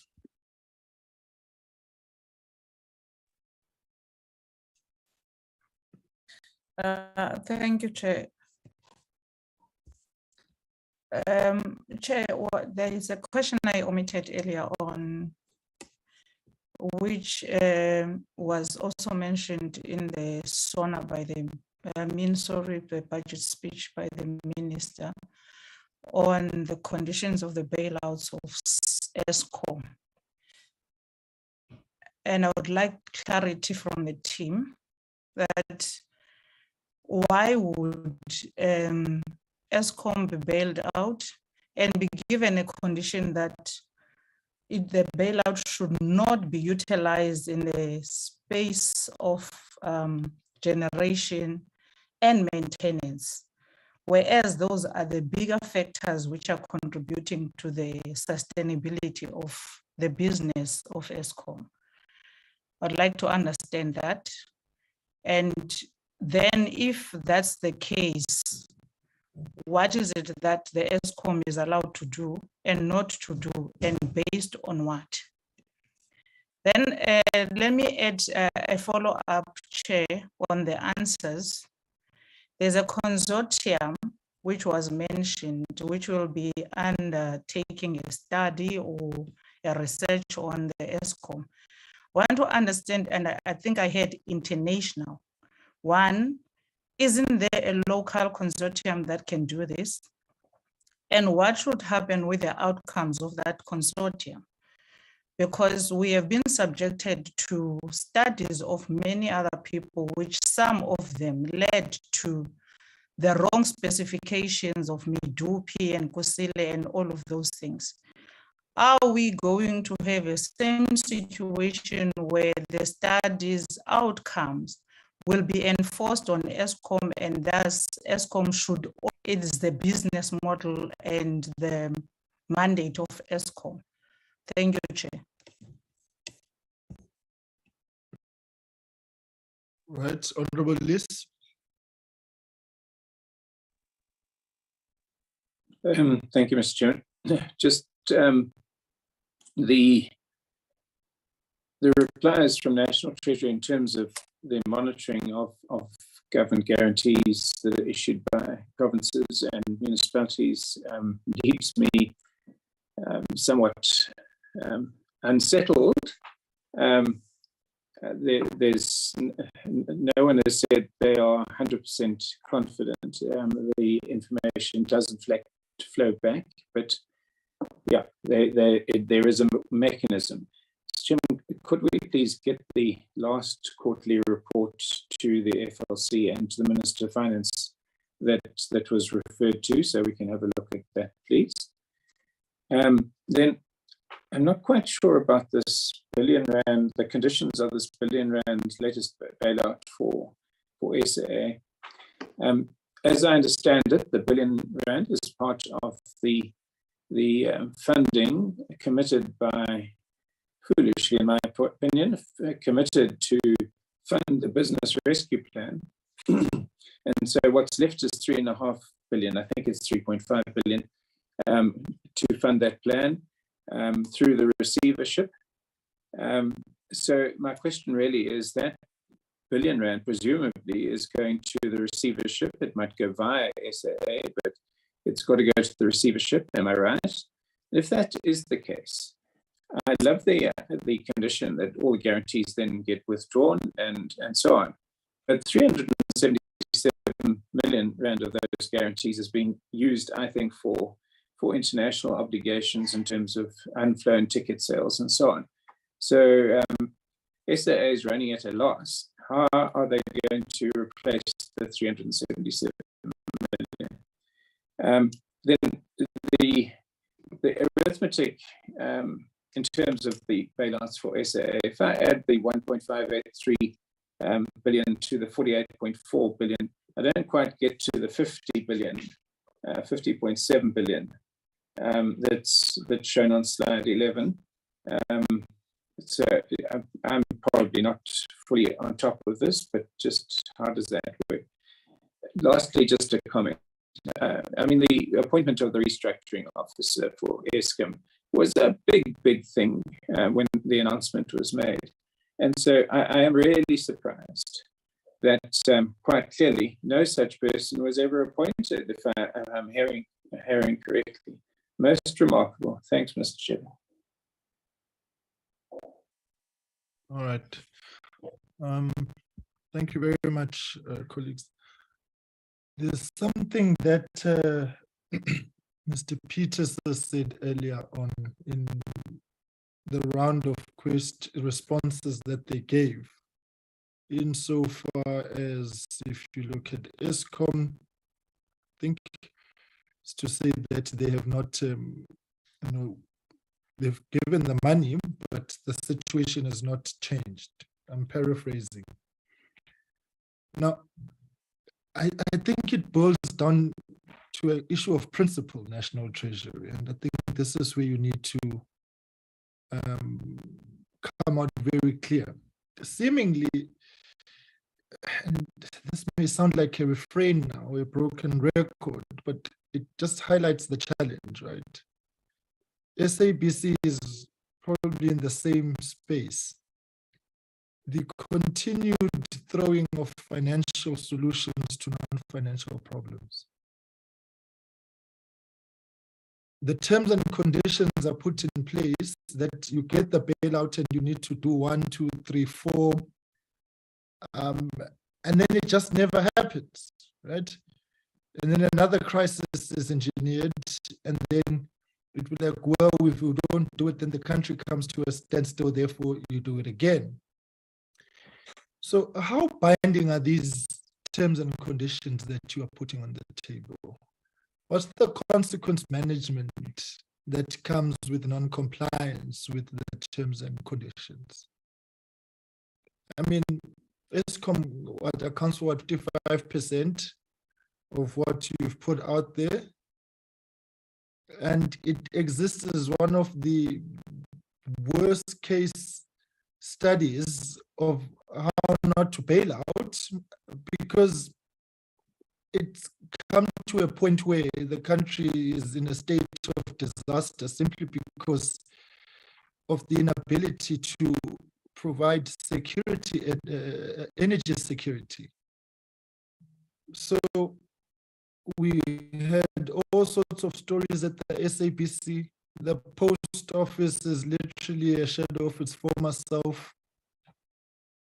Denel has got 3 disclaimed audit outcomes, and the last 2 audit outcomes are still pending because they're not yet audited. I mean, it's just failure galore at every aspect, yet financial resources have been made available. So quite clearly, it's a matter of poor financial management, inconsistent with the law, poor planning. And as I'm saying, these are financial solutions to non-financial problems. There's an assumption that if you throw money at it, the problem will be fixed. And there's a lot of song and dance about terms and conditions, monitoring will be strict, and yet none of those things translate into any reality. Honorable Lees makes the last point now, and I think it was made earlier on, but the Chief Restructuring Officer at Eskom, as part of the assurances being put in place that there will be, financial management and all sorts of things. Construction of Medupi and Gusile, cost escalation year in, year out, continued shifting of timelines for completion. The picture I'm trying to paint is that money has not fixed these problems. And so I think ultimately what the colleagues are really raising boils down to that. Is there meaning and purpose and commitment to the terms and conditions that are there? Or are they just put there so that in one way or the other they legitimize that a bailout has been given, so that it's not a blank check? Because the history of bailouts in this country is not a positive one. I'm subject to correction, but I'm yet to find a bailout that actually translated into the entity turning around. So, yeah, can we get responses to those follow-ups? Honorable Fanena, I see your hand is up. Is it a new hand or a historic hand?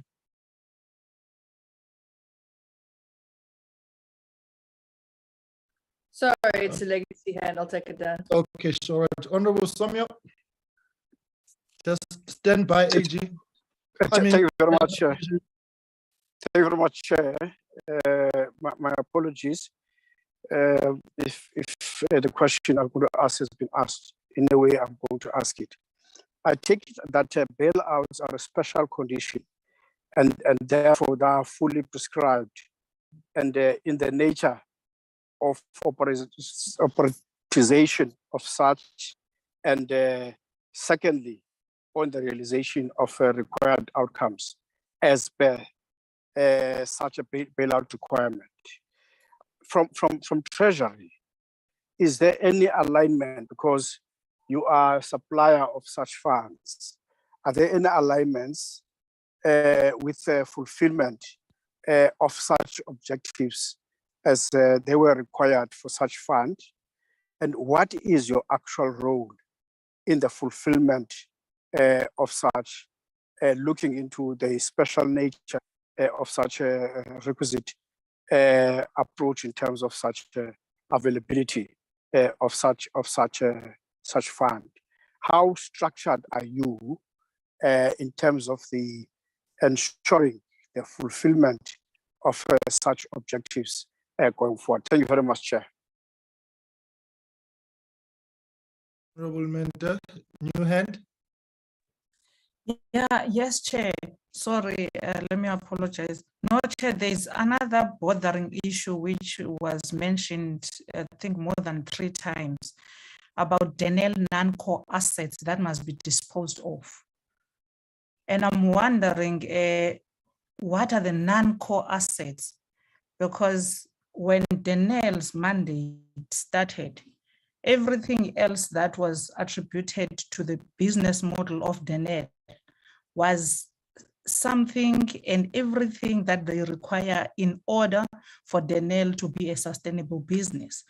So when National Treasury says they must dispose of non-core assets, how was that assessed? And on what basis did they then decide that these are non-core assets and therefore they are no longer required in the business model of Denel? And if that's the case, can they be repurposed in order for Denel to sustain itself? Thank you, Chair.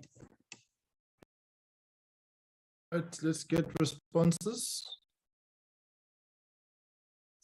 Okay, thank you, Chair. I'll kick us off and then Ravesh and the other colleagues will come in. So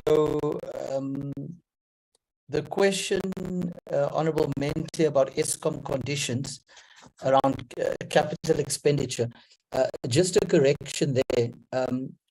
In terms of the conditions which are in Annexure W3 of the budget review, what we say is that ESCOM must prioritize capital maintenance on its existing fleet, transmission infrastructure, and distribution infrastructure. Because we believe that these are the key, and of course, these conditions were also agreed with ESCOM and agreed with DPE. We believe that these should be the key areas of focus. Because of ESCOM's balance sheet constraints, they have constrained capital maintenance on the existing coal fleet for a few years now, and that needs to be reversed. And also there's a massive transmission and distribution capex backlog that needs to be addressed. So that is the way in which the condition relates to the capital spending. In terms of the consortium and what will happen to the outcomes, and why not a local consortium? What we've strived to do, Chair, is to appoint the best people in the world at this work. The team that we've appointed has extensive experience doing operational assessments of electricity utilities in India, in Turkey, in many other emerging markets in the world that have very similar challenges to the ones that we have. They have direct experience building power plants and designing them across different technologies, and so on and so forth. So for us, it was very important to make sure that we get the best people to do the work. What will happen to the outcomes? Of course, it's not necessarily the case that everything that the team recommends will just be blindly implemented. We will look at it with DPE and ESCOM and then decide how those should be reflected in future conditions for ESCOM, as well as which parts of those should be implemented or not. And ESCOM themselves have confirmed that they are very much looking forward to the outcomes of this work, because they welcome an independent assessment of some of their operational challenges. In terms of Denel and the non-core assets, how was it determined and assessed? Very importantly, Chair and Honourable Mente. Sorry, I think we must not repeat a mistake we did the last time, colleagues, when this issue of this international consortium was raised and we didn't get its name. Who are these people? Because I think when we met with them, something of this along these lines was mentioned and we didn't ask who they are. Sorry about that. Can you just give us the name of this consortium? So sorry, Chair, and also to establish if the World Bank is involved in that consortium. Thank you. Okay. Thank you, Chair and Honourable Mente. On the second question, is the World Bank involved in the consortium? The answer is no. In terms of the names of the firms that are involved. VGBE is leading the consortium.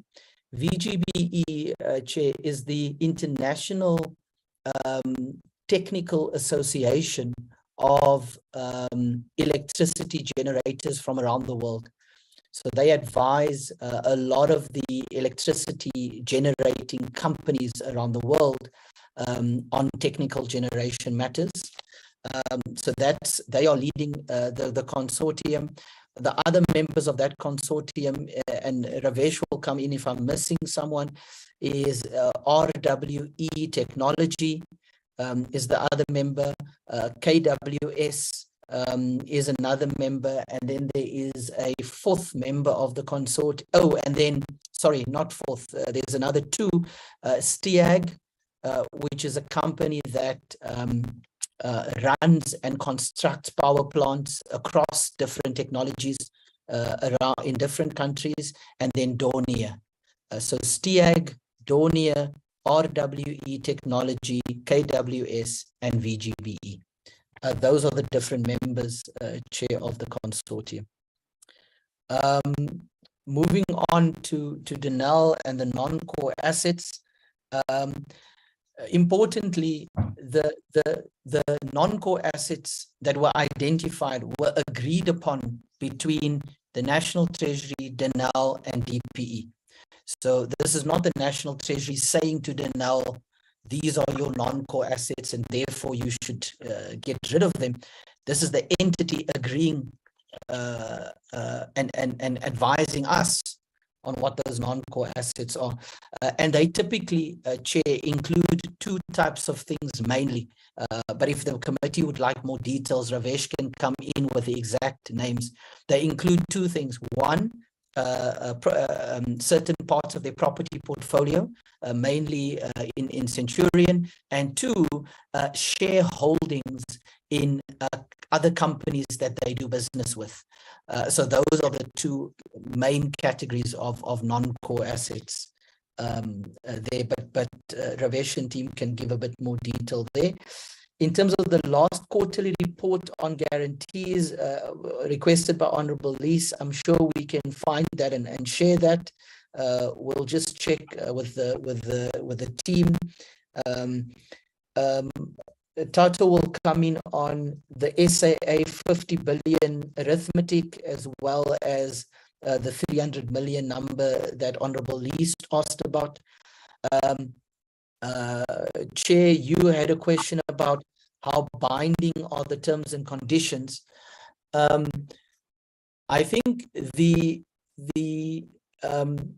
before, Chair, we had mainly conditions that were required to be met by these entities after the fact.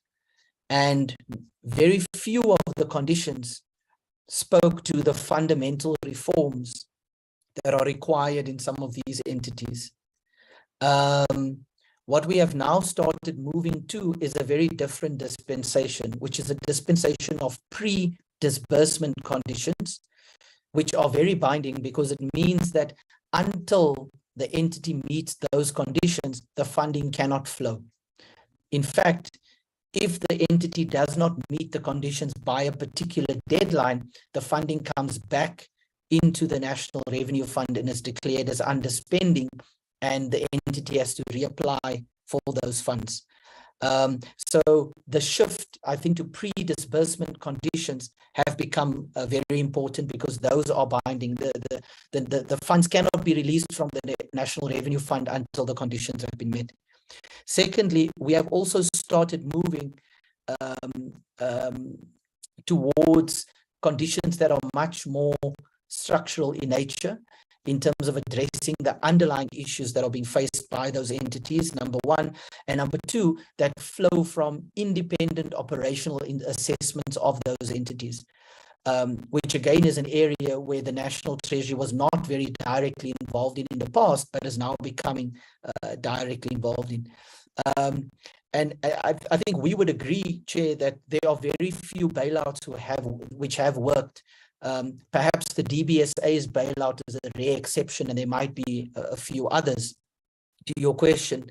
But in general, these bailouts have not worked. And part of it is because they have not been structured correctly with the right kind of emphasis on the structural issues and the right kind of pre-disbursement conditions, but also because actually for some of these entities, obviously, some very difficult decisions are required about how they restructure their business. And linking that to Honorable Mente's question about the sale of non-core assets, some of these businesses are financially unsustainable because they have a mismatch between their ability to raise revenue and their cost structures. And so that's why some of the revenue measures include getting rid of assets that are not required, but also dealing with the underlying cost base. And then finally, Chair, from my side, there was a question by Honorable Somio about the bailouts and the objectives and the alignments. I think we have tried to resolve that problem by working more closely with DPE to make sure that the objectives that the shareholder department institutes is aligned also with the objectives of the bailout. So that alignment is there. Before I hand over to Tato on SAA, Chair, and any of the other colleagues who want to come in, there was a question about, Chair, I think by yourself, around you know, the bailouts for different entities. And I think you make the point, which is worth emphasizing. There is always a link between the guarantee portfolio of the state and the bailouts, because by granting an entity a guarantee, what you are doing effectively is saying that the state will step in should there be potential financial challenges with that business. And so one of the things that I think we have to do going forward very carefully, and which we've already started doing, Nkulu made this point, which is that the new instruction note has dramatically reduced the amount of guarantees that have been granted and the quality of guarantees going forward. And over time, as the guarantee portfolio becomes a better quality guarantee portfolio, and as the guarantees that are granted become less and less, the future bailouts also become less and less, because often, and Eskom's the best example of this, the bailouts are a consequence of the fact that the state have granted these guarantees. Let me hand over to Ravesh and Tato on SAA, Chair. I hope we've covered all the other questions. Thank you. Okay, thank you, Dr. Peterson and Honorable Chair. I think just in terms of the question around the NEL and its non-core assets, I think, you know, I think we just have to bear in mind that the disposal is at a very sensitive stage, so we wouldn't want to disclose exactly which businesses that they are, you know, planning to dispose of, or any of, you know, the other private sector, you know, participation in initiatives that they are busy with, because that will obviously jeopardize the, you know, the transactions. And obviously, they are hoping to conclude it quite soon. So. Chair, if you'd bear with us, you know, I think it would be best if through the shareholder department and, you know, maybe Denel, when they conclude that, then we can, you know, then you know, thereafter disclose those details. Then, Honorable Chair, I think, you know, maybe just to augment as well, I think, you know, what's important with the bailouts that are going to happen going forward into the new financial year is that where we used to, you know, as you know, provide recapitalizations through equity injections, the mechanism with Eskom is different, where it's going to be a loan that will be provided, and upon the entity meeting conditions, then it's within a month thereafter or sooner, then we will, you know, upon meeting those conditions, then the loan will be converted into an equity. So I think going forward, that would be one of the mechanisms that we would basically be looking at into how do we deal with entities not meeting these conditions, because we have to ensure that conditions are met. And as, you know, Dr. Peterson mentioned, is that we have included pre-disbursement conditions or preconditions and post-conditions. But I think with the with the Eskom debt relief package, I think this sets precedent in terms of how then we take bailouts going forward. Just wanted to add that. And I think in terms of SAA, I'll ask Mr. Masenia just to come in and clarify the numbers and also the guarantee. Thanks. Over to you, Mr. Masenia. Thank you, Ravesh. Quick responses to Honorable Lisa's questions. The first one was around where the money, specifically the 1 billion, is going to the receivership or not. That is correct, as was stated by the Minister of Finance. That funding is going exclusively to the settlement of business rescue obligations and will not be available for utilization by SAA for with working capital requirements and other requirements. In terms of the tally around the 1.583 billion, that is correct. So if you look at the 1.583 billion, and as Brenda sought to articulate as she was going through that slide, at this point, it more represents a fiscal risk more than an allocation, because only 1 billion out of the 2.583 billion that was requested has been allocated.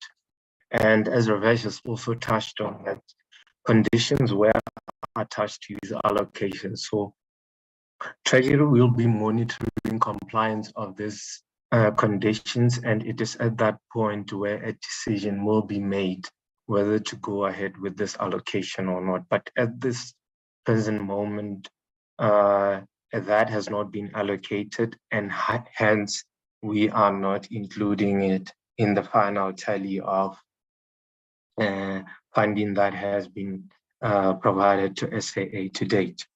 And the last question was around the 340 million odd remaining exposure in relation to SAA, and the condition that says this should be actually closed. And your question, Honorable Liz, was given where SAA is in terms of its operations, will they be able to afford this? We have had several engagements with the airline, and our understanding is that there are viable mechanisms which they can put in place in lieu of these guarantees, which, as you rightfully indicated, they relate to unflown ticket liabilities and letters of credit. And these are the portion that you are referring to is exclusively with local banks. And we believe there's alternative mechanisms that can be put in place. And there is a rationale behind that condition and that requirement for it to be closed off. You will be aware that the nature of this condition is such that it fluctuates and you can't necessarily have it in the fiscal framework. So it is a bit risky from a contingent liability risk point of view to have fluctuating exposure, which is open-ended. So it is against that backdrop that we sought to engage with the airline to actually find mechanisms to replace this with other arrangements so that government does not have this risk. And you would have seen, as colleagues were presenting, that the bulk of these bailouts have gone to the settlement of debt that was due, and the entities were not in a position to settle them.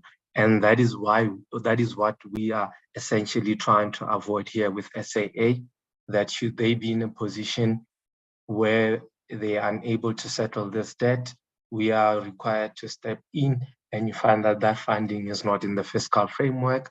And Duncan spoke about the crowding effect of such situations whereby you'll have to redirect funding from elsewhere. So thank you. Just a moment, Honorable Mente. There's an intervention you want to make. Yeah, thank you, Chair. No, Chairperson, in the answer about the Denel non-core assets, there is an element of coercing the committee into not asking the question of what are those assets. As much as Dr. Peter says it was Denel who came up with the proposal, but the second speaker says because of the nature of the transaction and its sensitivity, those details will not be given to us at this stage. That's not in line with what we're doing. We can't be coerced into a transaction we know nothing about, a transaction that we must agree and be part and parcel of it, whereas we have no understanding and no basis of the assessment, and on what basis is National Treasury agreeing that the state must dispose of assets. It's wrong, Chair. We need to get the details. We can't be coerced into it's a sensitive transaction and thus the committee will not be privy to details. We must get the details. They are giving us details of where are the bailouts going to, and those details must be known by the people and us. We are not going to be part and parcel of a report that says we reported to SCOPA. They might have done it to the SOE portfolio committee, but they can't do that to us. We can't be part and parcel of that. We need those details. And the second part of it, Chair, the answer of the consortium is 4 companies. None of them are even having a background of understanding the conditions of South Africans. It's European companies, and I've gone through the research now. How is that going to assist us when we are stuck with FDGs that we cannot fix due to these kind of advisors of people who have no knowledge of what we are doing, and then they come and impose their own standards on South African conditions that they have no understanding of? Thank you, Chair. All right. We will follow that up. There was a communication glitch on a matter that Honorable Liz raised with me in January, but is being resolved. It will partly answer the issue you are raising, Honorable Mente, insofar as this new scarecrow now called market sensitivity. So we will deal with it. Can we flag that matter? It's currently with Parliament Legal. And I'm sure when we get it, we will then take it forward, because I think the point is valid in that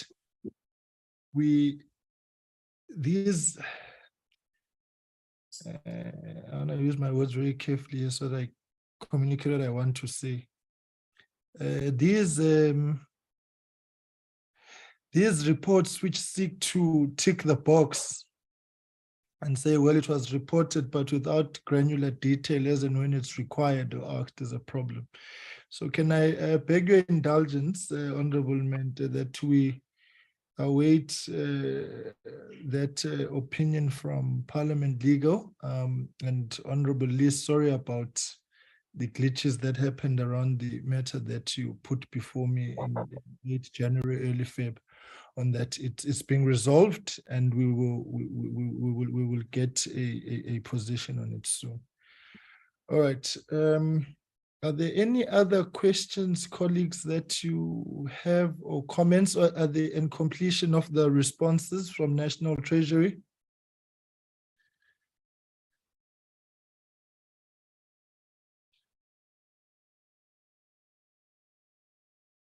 Yes, no, maybe. Sesikhathele ukulalela. Hayi siyabonga sihlalo Honorable Mente ebezitshela itheko namhlanje. She covered us. Senikhathele ukulalela, anikhathele ukukhuluma. Hayi ikhona ipolitician ikhathele ukukhuluma. Ayikho.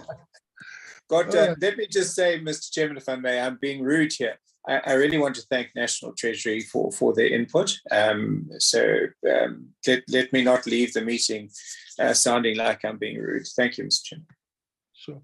No, I think that is fine, colleagues. Look, National Treasury, the bottom line is that by your own admission and by our own observation, a matter that we have persistently and I think correctly raised is that the national strategic importance of some of these SOEs, and the operative word there is some, it does not mean that the taxpayer must fund them at all costs in an environment where there is an assumption that they can do anything anyhow, and the default position is that the taxpayer has got money to bail them out. And a bailout has to be an exception as opposed to being a norm, and it can't be a coping mechanism for SOEs to carry on business as usual when their operations are business unusual. It just can't be entrenched as a business practice, because the expectation is that these SOEs, above and beyond serving a national interest, they must be able to generate jobs. They must be able to actively, grow the economy and not be a drain on the economy. And that the state must get money from those SOEs to fulfill other competing socio-economic responsibilities that the state has. So it can't be the other way around, that a struggling economy now has to finance and subsidize and bail out and give guarantees to SOEs. So it's something that National Treasury you need to look at very, very carefully, inclusive of ensuring the business agility and flexibility of these SOEs to compete favorably and competitively with the other players in their respective spaces in the market. I mean, we've made the point so many times that SABC is competing with ENCA, Newsroom Africa, and so on. So the business model has to respond to competitors, right? So it can't take 6 months for SABC to replace a desk reader somewhere when its competitors literally can just go down the road and get it. So the issue is the PFMA in itself has to be an enabler to ensuring business success, commercial success, commercial viability of these SOEs. It's the rigidity in that space is something that National Treasury has to look at and enhance and allow for these entities to make money. And at some point, National Treasury just has got to say no to a bailout as and when it's required, bite the bullet and face the consequences of what comes with that. So so I think we will come back to these issues, colleagues, as and when the entities appear before us, as we've got further information, and we will further engage with National Treasury. I want to thank National Treasury team in its entirety for the briefing this morning. It answers quite a number of questions, but quite clearly there's still a long road to be traversed in stabilizing this space and ensuring that it's not abused. So thank you very much, National Treasury. Appreciate your time and briefing this morning.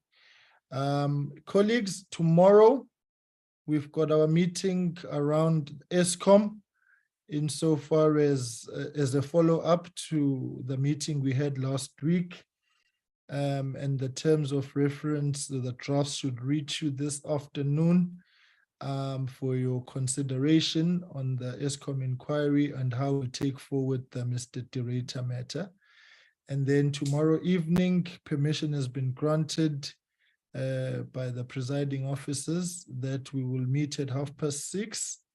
Should be a very brief meeting. I'm sure will be done by 8 with the Department of Public Works and Infrastructure as a follow-up to oversights and other committee reports and recommendations.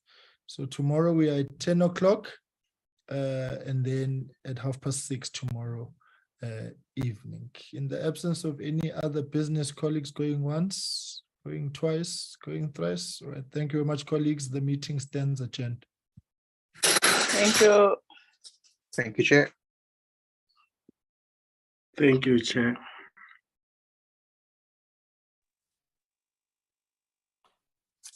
Hmm.